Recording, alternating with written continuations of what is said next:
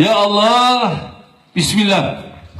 ujeedada ugu muhiimsan booqashada Erdogan ayaa lagu tilmaamay in ay ahayd inuu xariga ka jaro safaaradda cusub ee dawladdiisu ay ka dhisatay degmada Cabdilcaziz ee magaalada tan Muqdisho. Erdogan oo hadal kooban ka jeediyay munaasabadda furitaankana waxa uu ku tilmaamay in ay tahay midda ugu weyn adduunka ee dalkiisu uu leeyahay. Şu anda içinde bulunduğumuz maanta xarunta aan dhex joogno oo ah dhismaha wadajirka ee safaaraddu ay leedahay adduunyada marka laga eego waa lambar 1. يعني الدنيا كوركيدا anaga kuma lihin dhismo sida isugu kooban oo ah maaragta sida u casrisan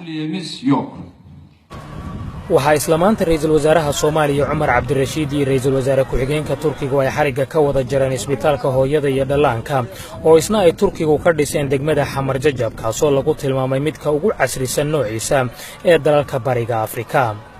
madaxweyne Erdogan waxa kale oo uu sheegay in furitaanka iskuul farsamada gacanta lagu barto oo maanta la qorsheynayay isna inuu dhaco uu dib u dhac ku yimid maadaama hawshiisu aanay weli si buuxda u soo gabagaboobin waxaana wax ku baran doona iskuulkaasi ku dhawaad 1,000 arday oo Soomaaliya.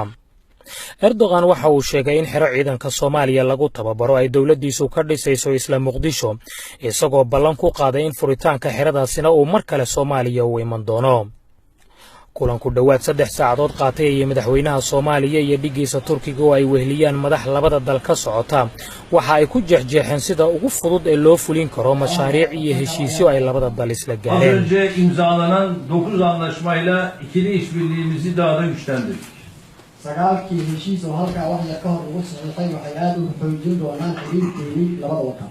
Eğitim, waxbarashada, sağlık, caafimaadka, güvenlik, amniga, tarım, beeraha, ulaştırma, dhismaha wadooyinka. bütün bu alanlarda işbirliğimiz güçlenerek devam edecek. Dhammaantooda markaad eegto waa waxyaabo keenaya maaragta xiriir oo aad u fog oo laga shaqeynayo. İnşallah bunları bir hayata geçireceğiz. Dhammaantooda waxaan rajaynaynaa inaan tanfiidkooda aan ku dhaqaaqno.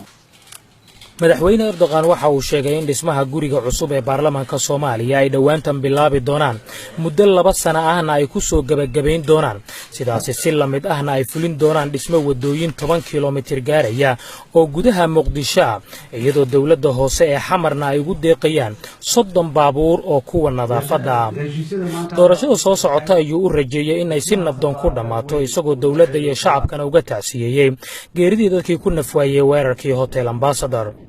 madaxweynaha Soomaaliya oo hadalka qaatay ayaa madaxweynaha Turkiga uga mahadnaqay taageerada dalkiisu uu shacabka Soomaaliyeed u fidiyo isagoo sheegay in taasi ay ka turjumayso go'aanka Turkiga ee ah in Soomaaliya uu isbarbar taago. dhismaha safaaraddan wuxuu daliil u yahay tilmaam u yahay inta adiga madaxweynaha Turkiga walaalkeen iyo dadka reer Turkiga iyo dawladooduba sida ay Soomaaliya ugu heelan yihiin inay garab istaagaan waana ka mahad celinaynaa waa mahadsantiin.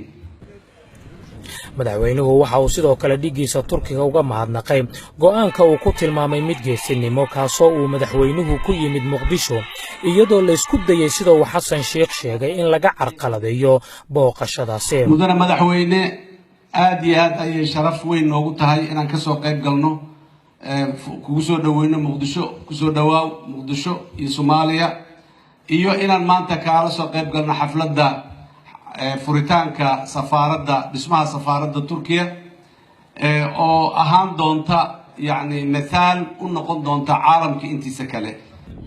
gudaha safaaradda waxaa lagu arkayay dabaabado uu Turkigu leeyahay iyadoo sidoo kalena ay ciidamo dalkaasi ka socda oo kaliya ay ku sugnaayeen gudaha xayndaabka safaaradda Turkiga.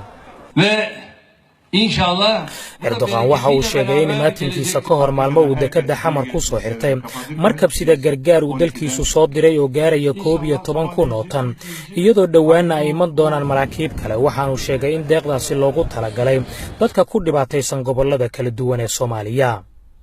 waa markii saddexaad ee uu Rajab Tayyip Erdogan soo booqdo magaalada tan Muqdisho xilligii ugu horeysay uu dalka imanayay waxa uu ahaa ra'iisul wasaaraha wadanka Turkiga ha yeeshee labada jeer ee dambe ee tan ay ugu dambeysay waxa uu wadanka soo booqday isagoo ah madaxweynaha jamhuuriyadda Turkiga. Jacfar Kukaay VOA Muqdisho.